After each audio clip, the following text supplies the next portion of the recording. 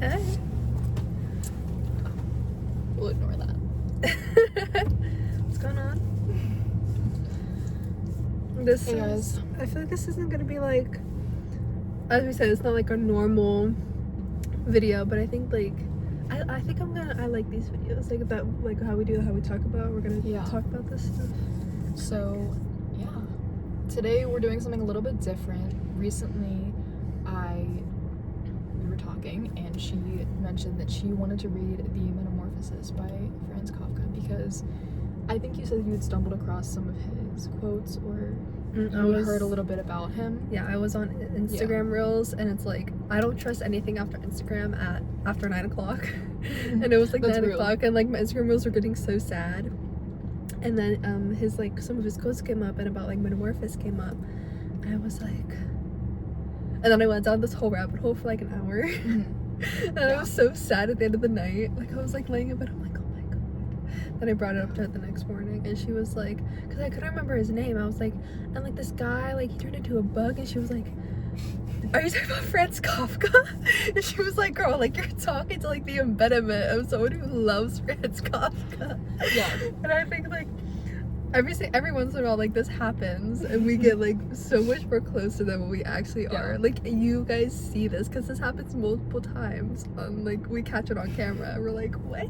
We're like, wait. Yeah. Like this happened with Hunter x Hunter, and now it's happening with Franz Kafka. Like I literally have my copy sitting right here, guys. But yeah, so we thought that we would explore this mutual interest, and we would both. I had read The Metamorphosis, obviously, and it was one of my fixations during high school. But after she expressed interest in it, I was like, you have to read it, and we have to talk about it because it was so impactful on me as a person, and just exploring some of the themes in that story I feel like are so important. I feel like everybody should read that, at least for the sake of exploring empathy, because I think in this world today, like everybody needs to, like empathy is kind of like a muscle, you know what I mean? Like you can choose to let that part of you atrophy and not use it, but I think, you know, exercising empathy, remembering, you know, like there are people out there suffering, you know what I'm saying? I don't know, I feel like it's really important in literature to like, again, explore those themes of sadness and, you know, suffering. It's like the thing is like to be loved by a writer, but like you don't want to be the writer. We're the writers. Literally. We are the writers. You don't want to be the writer. It's a burden. It's a burden, and it's like I think Franz Kafka, he wrote like his friend took all of his letters to like his love and then put it in a book. It was like 400 pages. So actually, like, this is again like so impactful, but like his letters to Milena, like one of his, the reason that he like fell in love with her apparently is because she translated his works, and he had never felt more seen or understood by somebody else, and that was what caused him to fall in love with her. And then I was reading another one of his quotes, like I was collecting a few of my favorite quotes from him to talk about today before our discussion. I had like emailed, because obviously I didn't have a copy of it, so I emailed my English teacher and I went like, hey, I fell into a rabbit hole about Franz Kafka, like could you print me out a copy?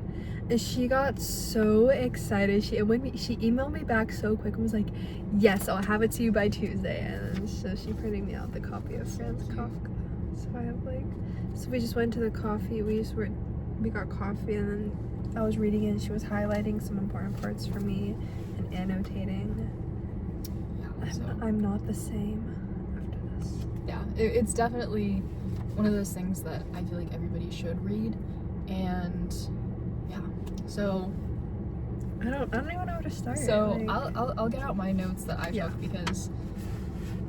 So if you guys haven't read The Metamorphosis, like I strongly urge you to read it, because to be honest with you, like we're not really gonna go ahead and give much context for what we're talking about. But essentially in this story, Gregor Samsa, the main character, wakes up and realizes that he's been turned into a giant bug, sort of like a roach-like creature, if you can imagine it. And the story essentially follows him, the events that happened after his transformation, and Obviously he's kind of confined to his home. He can't really leave. He can't work. And as the breadwinner of his family, you know, the specific family dynamic that had existed before his transformation completely shifts because he's unable to go to work. He's unable to provide for his family. It's chilly, okay? So, yeah. So, I guess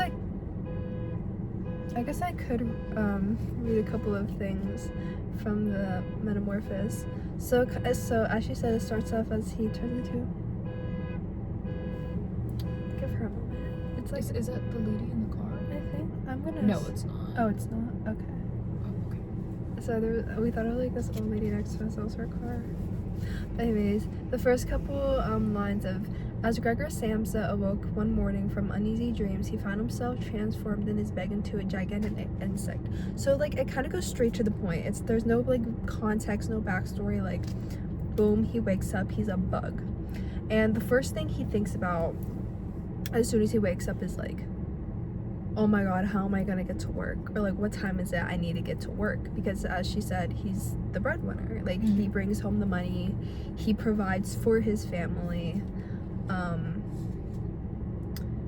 And essentially he can't get to work. Like, it kind of follows as he's saying how he's trying to get out of bed, but he's a giant cockroach.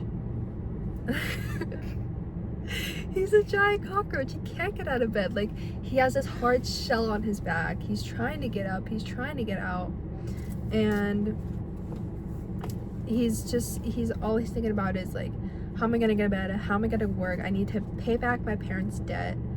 And basically he's thinking about everybody else but himself. Like, he's not giving himself any remorse to like, I'm literally a bug. Like, I need to figure out the solution to this. Like, it's okay. Like, I'm a bug. No, he's like, I'm a failure. Like, I'm a bug.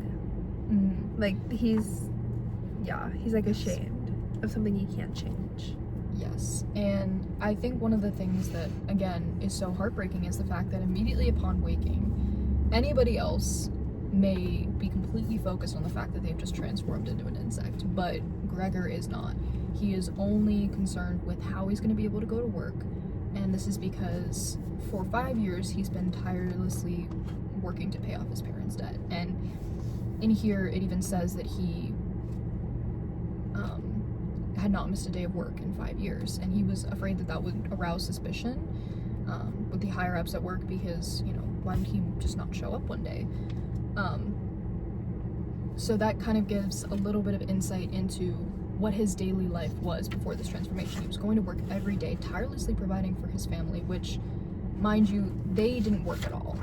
In some of the later in the story, they kind of go into detail as he's sort of like ruminating on, you know, once after his transformation takes place, his family sort of has to wake up and start working for themselves, because they no longer can rely on Gregor to do everything.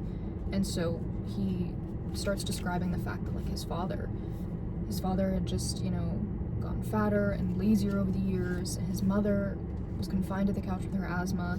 His sister obviously didn't work.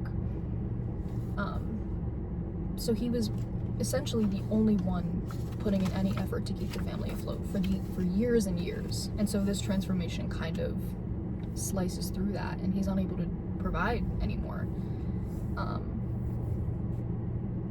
which is kind of sad when you think about it, because very small detail, but it did mention that he was in the military. Like, whenever he was looking at a picture of himself after the transformation, he was looking at a picture of like himself before.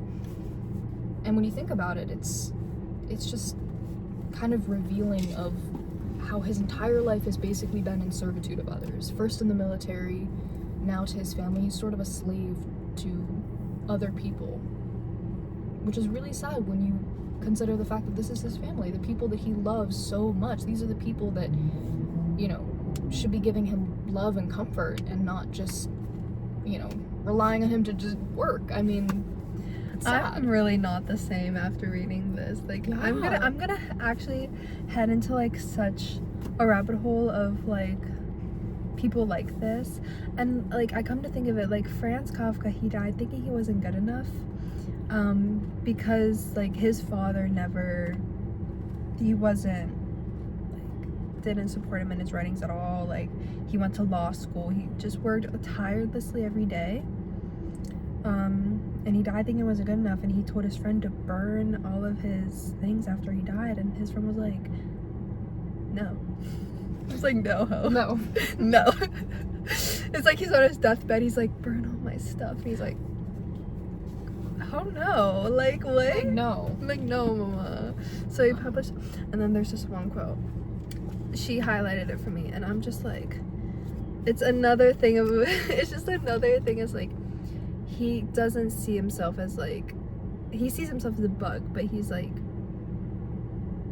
I don't know, like he doesn't show remorse to himself. The small portion of his body that stuck out from under the sofa, in order to spare her from that, therefore one day he carried a sheet on his back to the sofa. It cost him hours of labor, and arranged it there in such a way to hide him completely. He's embarrassed. He's hiding himself.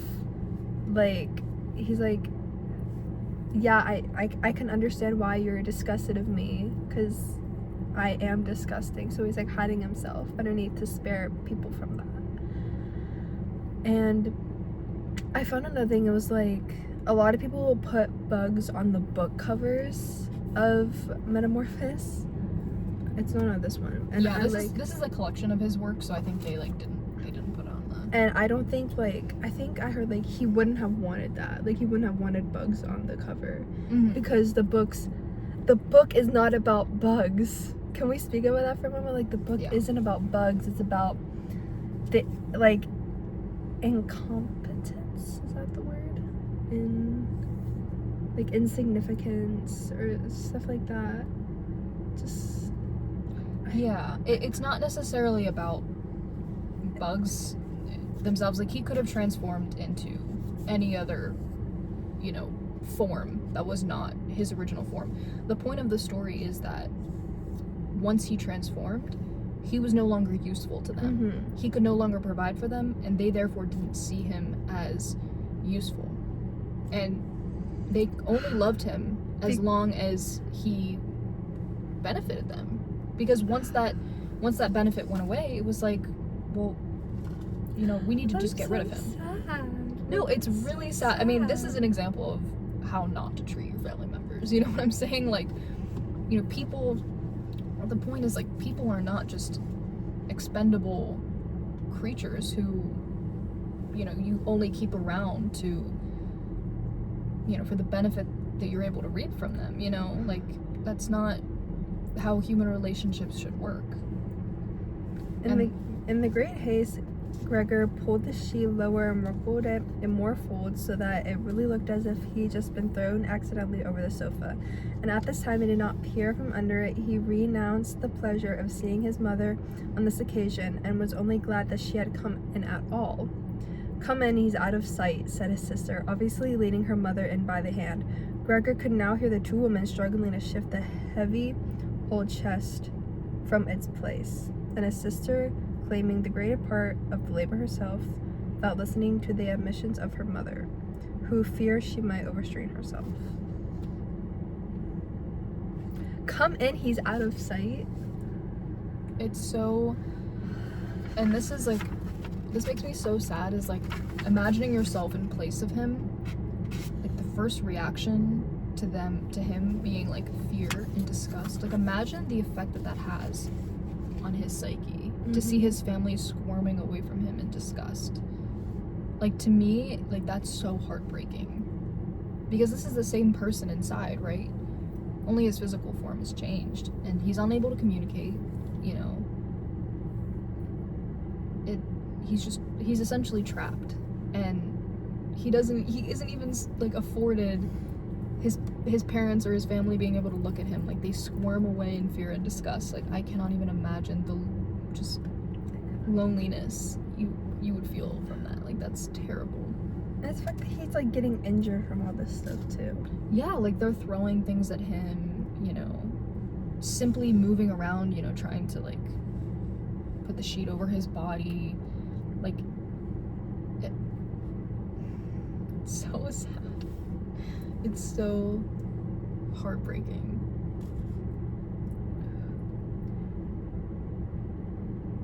And like he continually considers their pain to be more important than his own.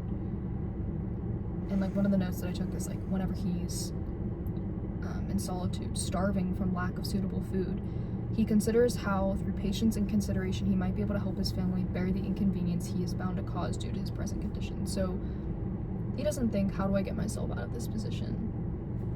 He thinks, you know,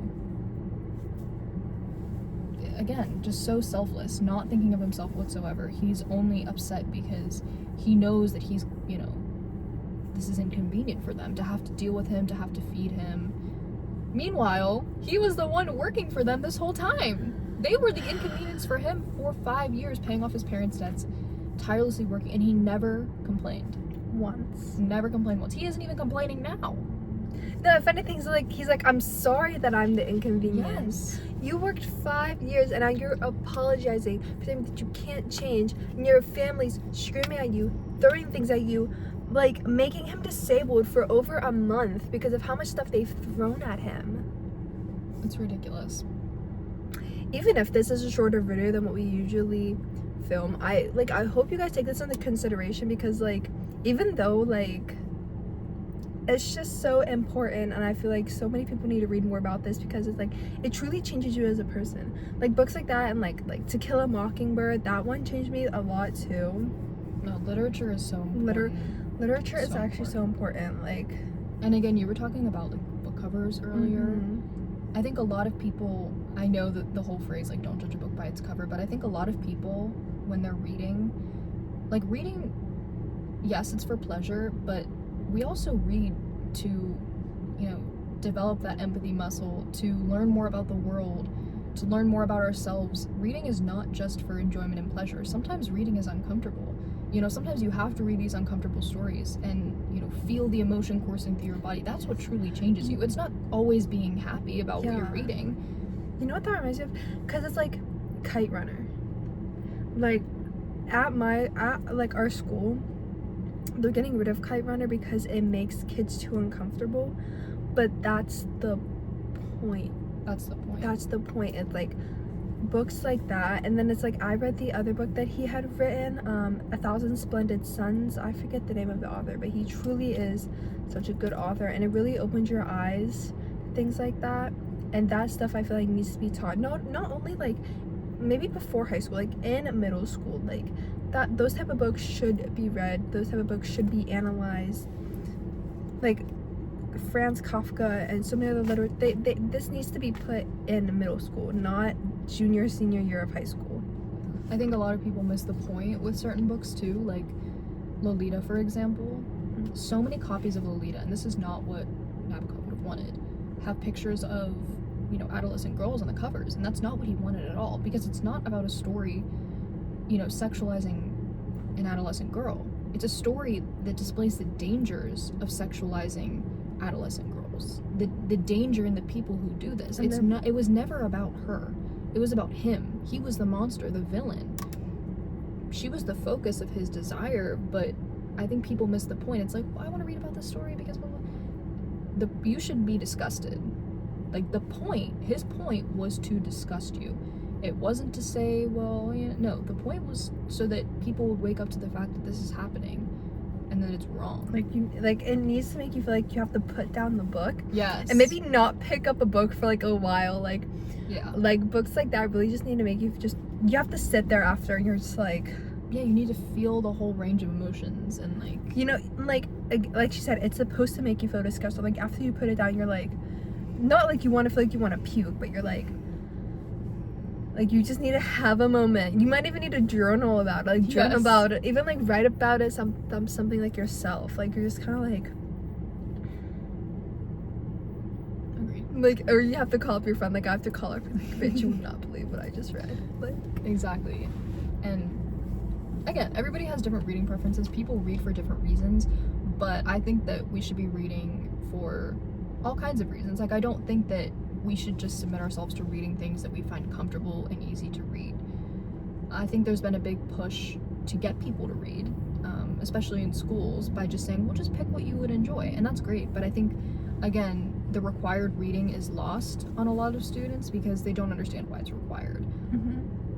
And again, I'm not trying to make anybody enjoy reading. If you don't enjoy reading, oh well. But you're missing out. You are missing out, because you will grow exponentially as a person if you are a reader.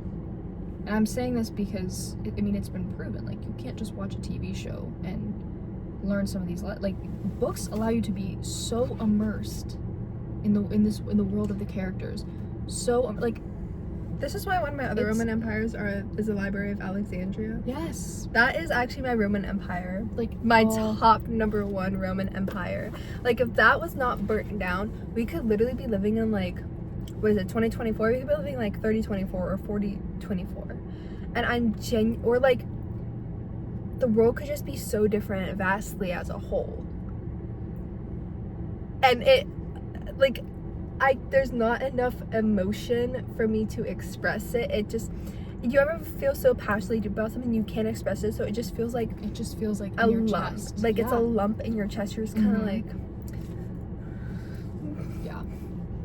Like, you sort of like, it's like when you see something that's like so cute, like a little kitten, you're just like, yeah. That's me. I understand like, that. oh my god. Yeah. You know what broke my heart in this? Too many. So, in the book, like in the story, his sister was the one who was his sole caretaker, and she wanted it to be that way. She told her mother, like, I want to take care of him, and she did for a while, until, again, like, the entire family started working, and she soon grew tired of this. And then eventually she said, my dear parents, things can't go on like this. Perhaps you don't realize that, but I do. I won't utter my brother's name in the presence of this creature, and so all I say is, we must try to get rid of it. We've tried to look after it and to put up with it as far as humanly possible, and I don't think anyone could reproach us in the slightest. So once he's become a burden, no longer recognizable to them, their love just disappears. They refer to him as it. He's just a creature to them. Like, the whole story of just, you're only, like, people will only love you if you're useful to them, and it's like the moment that you become useless, they don't want anything of you anymore. It's jaw-dropping. It's genuinely just like, what? Just what? It breaks my heart into so many pieces. And they just keep moving on. Like, at the end, I think I highlighted it for you. They just said, let bygones be bygones. What? Like, you're just gonna move on? And you might have some consideration for me. They all three left the apartment together, which was more than they had done for months, and went by train into the open country outside of town. And again, his transformation is what pushed all of them to continue working again, to finally move out of the apartment they were staying in, to better themselves and to better their lives. And my question is, and this is what is so heartbreaking, is they could have done this all along, but they relied on him to the point where they grew so comfortable, so fat, so lazy. And now that they were forced to wake up to reality and start working for themselves, suddenly it's like, well, we have no use of him anymore. Like, he's just become a burden to us. I'm in pain. Like, what? I'm in pain. I'm hurt. It's depressing. I need, like, it's like one of those, it's like a thing. You just have to go for a walk after that. Like, you just need to, Yes. it's like when something happens, oh, there's a dog. Look at the dog. It's like looking outside the window. He looks like an old man. He looks like an old man. He was like peeping out the window. It was so cute. Anyways, it's like one of those things where it's just kind of like you need to, like, let's say you're watching a movie. Like, if you don't read books and you watch shows, you could do them with like a show, or it's like you're texting somebody and they say something so out of pocket, or you're watching a show and something just like happens. You literally have to stand up and walk around. or you throw your phone and you walk, you have to take a lap. That's the word, that's the sentence. You have to take a lap. That's how you have to feel. That's me. Do you remember any moments when reading or like watching any sort of like media that you've like cried, or you've just felt so hopeless? I feel like that's a lot. There's a lot of those. There is a lot, especially like I cried whenever Sirius Black died in Harry Potter. Oh, okay. That was really sad for me. I'm trying to think. Like, what is a movie that actually absolutely made me sob? I'm trying to think of other ones that I've cried at. This is actually like, I'm drawing the blanks. It's weird. I cried. I'm a big fan of The Walking Dead. I've cried multiple times throughout that show because some of the character deaths, like, they just feel like family, and so when they die, it's like so painful. Oh my gosh, I feel like there's. I want to say maybe with The Last of Us. I maybe like I didn't cry, but it's like something that I genuinely had to like after I finished it, like the game, I was just like. You had to take a minute. I had to take a minute. Hunter x Hunter. Yes. Hunter x Hunter, I cried. Oh, there's just one anime. Oh my god. I'm drawing a blank at the name of it. And it's like the main character, she has like white hair, she's like a ghost, and she's like a friend. Oh my god. And I just remember there's a quote and it's just like, "You found me." I can't remember it. I don't know. But I oh my god, I absolutely sobbed. That one I cried too. But piece of media? Maybe like when K-pop idols passed away. Yeah.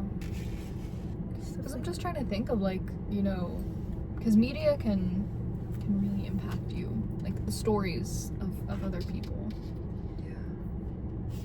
Like, I don't know. The Metamorphosis is just so profoundly heartbreaking. And his other books like America and like The Trial, I think it is, or is it just Trial? I think it's like The Trial. I'm not sure. But his other literature books. He has some good ones. Like the other one that I actually read this one last night for the first time. It was In the Penal Colony, and that one was definitely impactful. It wasn't necessarily sad, but again, so his like works are so effective in revealing parts of human nature that, again, I feel like in writing, you know, there's just some things that everybody believes or knows to be true, but like writers, that's what their mission is. Like that's what writing is all about, is kind of like, you know, uncovering those truths that are out there. I could do a whole podcast on human nature. Oh, how the human brain works, how we're still animals. That one is a passion of mine, is how like humans are still animals. We have animal instincts. We still have animalistic ways. And when people are like, "You're acting like a damn animal," well, we are animals, you know. And it's like, even when it comes to like men in the animal world, it doesn't change, even with humans. I actually wrote an essay for my women's studies class, and it was about violence, and I included actually, if you don't believe in like the concept of evolution, then so be it, but I was talking about the fact that like we evolved from animals, and while, you know, we have higher intelligence, and that should be enough to prevent so much of the violence that happens, if you do look back and you study the animals from which we evolved from, or the animals that we share so much of our DNA with, you know, it's evident that, you know, violence exists, and a lot of it is like, I hate to say it, guys, but it is males. And I was actually like, I think I included as evidence, like there was like the female chimpanzees decided to like break away. That one. that one. They decided to break away from, they had like a leader, I guess, and I forget what like a group of chimpanzees is called, but they had their leader, like their male leader, was very violent and abusive towards them, and so they decided to break away and form their own community. And again, maybe this is very isolated, but evidence did show that they, you know, were able to function a lot better without the presence of males.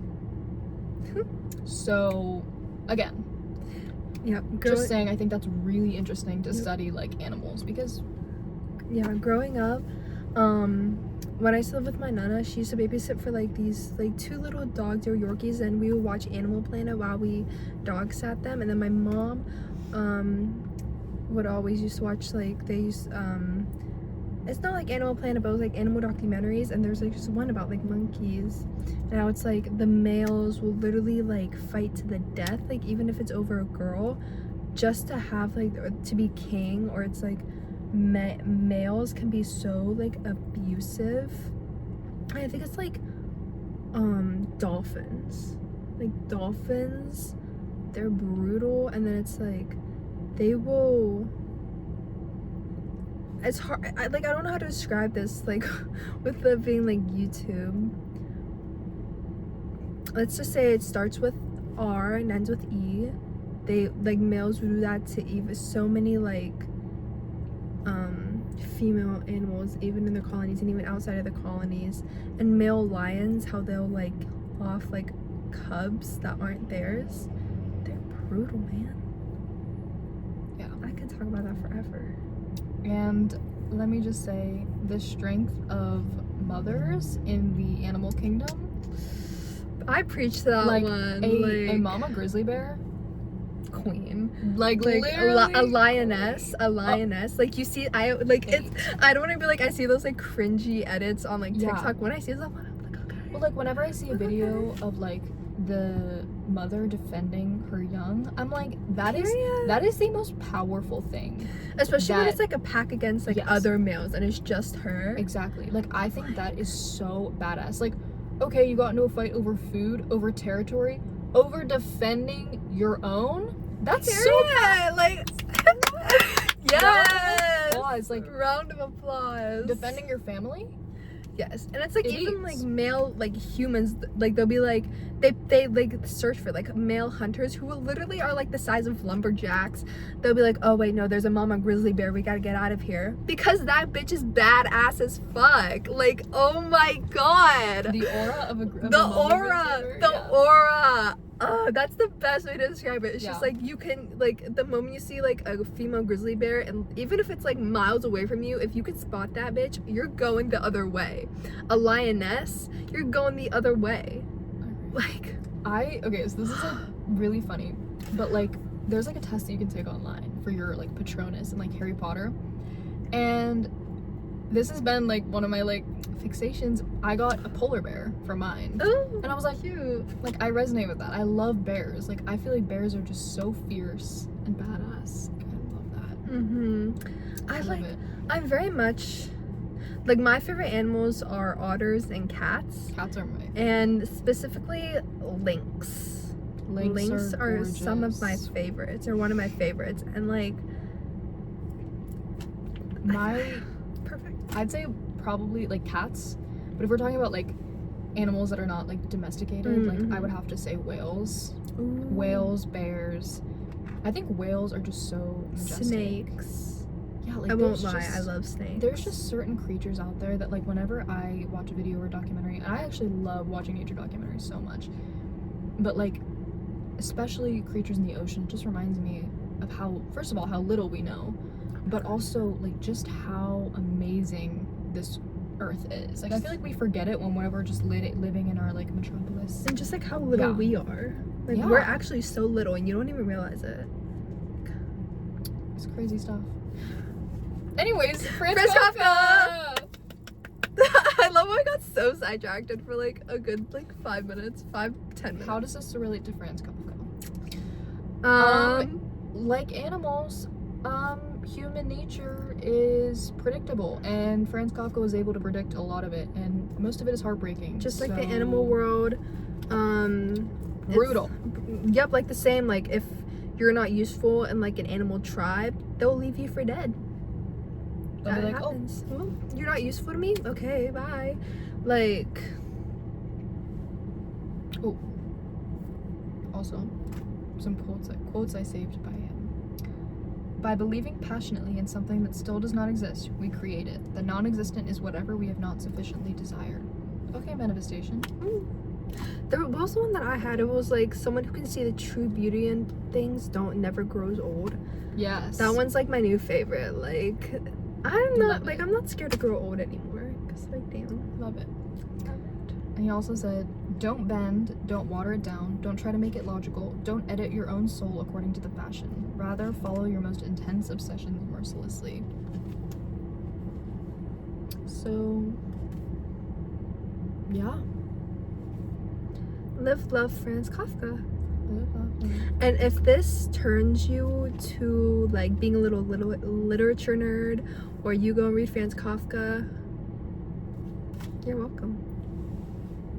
Sorry, I've just been like looking at that face in like the window. I'm like, what the, like, who is that? I mean, he kind of fine. Alright, I think that's our little segment out. So, get out there and read. You'll be a better person for it. Toodles. Same time, same place next week. Yes.